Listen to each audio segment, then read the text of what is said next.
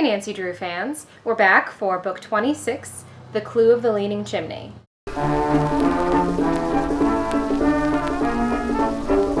Originally published in 1949 and revised in 1967, this story is jointly credited to ghostwriter George Waller Jr. and syndicate owner Harriet Stratemeyer Adams. Mildred Wirt Benson, who authored most of the series up to this point, has not totally left Nancy Drew or the syndicate, but she is on her way out. This story begins with Nancy and Bess driving down a dark country road. Bess is nervously holding the $342.63 that they've just earned at a charity rummage sale in Masonville. Nancy narrowly misses a man standing in the middle of the road. She's immediately suspicious when she stops to ask if he's okay, and he breaks her flashlight. The mysteries then come pouring in quick succession. Bess's cousin Dick Milton has a pottery shop that's just been broken into.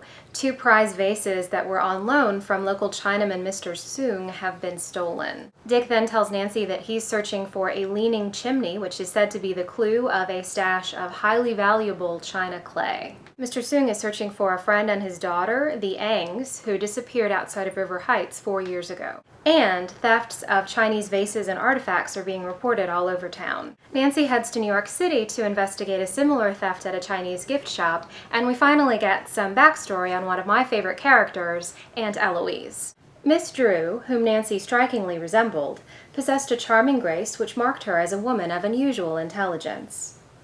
Eloise Drew knew that Nancy was a lot like her, and secretly this gave her a thrill.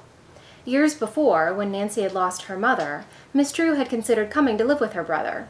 But the private school where she taught, and in which she had a financial interest, needed her too. When Hannah Green had proved so satisfactory, Miss Drew had decided to remain in New York. But she enjoyed her niece's visits immensely. This whole New York City trip is very exciting, culminating in a cross-city chase of Nancy's key suspect and some great detective work that earns her some high praise from the local police captain. We also see Nancy in some very girly moments. For Helen's birthday, she gives her a kitten on a pink pillow.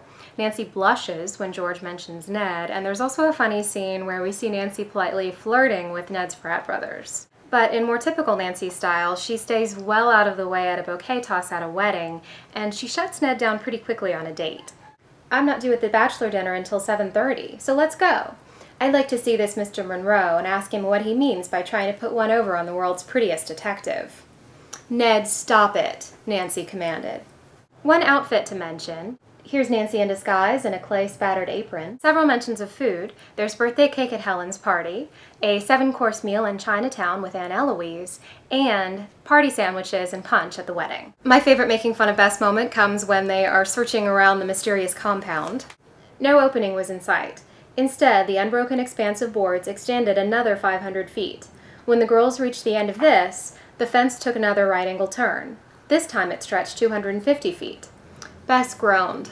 "Oh, I'm so tired and hungry." "Perhaps," teased George, "there's a baseball park inside. If there is, we'll stop at the Frankfurter stand." Nancy usually gets some token of appreciation when she solves a mystery. Usually it's a piece of jewelry, but this time it's something worth mentioning.